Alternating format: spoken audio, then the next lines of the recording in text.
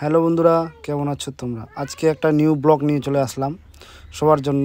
এই কাজটা সবাই করবে, যে ইলেকট্রিক তার কোথাও যদি পড়ে থাকে তো লাইন অফিসে খুব অতি শীঘ্রই খুব তাড়াতাড়ি আর কি জানানোর চেষ্টা করবে।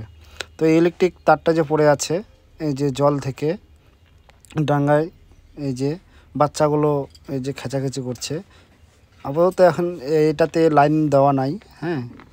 তো এই কারণেই যে অনেকে খেঁচাখেচি করছে, ভাইগুলো অনেকবার মানা করলাম যে এটাতে খেঁচাখেচি করিস না ভাই, যে বলা যাবে না কখন লাইন চলে আসতে পারে, হ্যাঁ।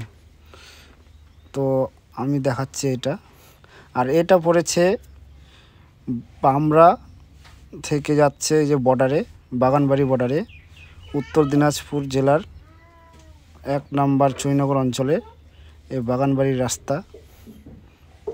তো লাইন অফিসে কাছে একটাই অনুরোধ করছি, যেন অতি শীঘ্রই এই কারেন্টের তারটা যেন ঠিক করে যায়।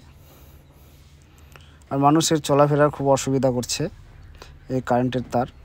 তো অনেকে ভয় করছে যে কারেন্টের তারে আবার যদি লাইন দেওয়া থাকে তাহলে তো খুব অসুবিধা হবে, তাই না? তো অতি শীঘ্রই যেন ঠিক করে যায়।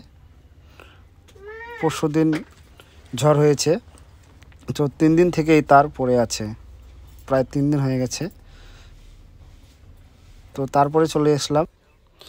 তারপরে এই যে দেখতে পাচ্ছ, এই যে জুম করে দেখাচ্ছি, ইলেকট্রিক তারের উপরে পড়ে গেছে গাছ ভেঙে পড়ে আছে।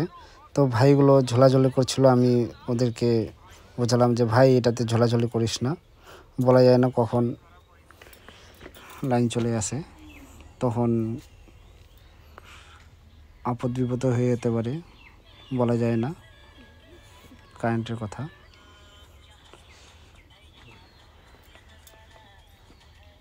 তো বন্ধুদের কাছে আমার একটাই অনুরোধ করে বলছি যে তোমরা এটা শেয়ার করো, যেন লাইন অফিসে এই ভিডিওটা যেন যায়। এই যে তারগুলো পড়ে আছে, মানুষের কখন কী হয়ে যেতে পারে বলা যায় না,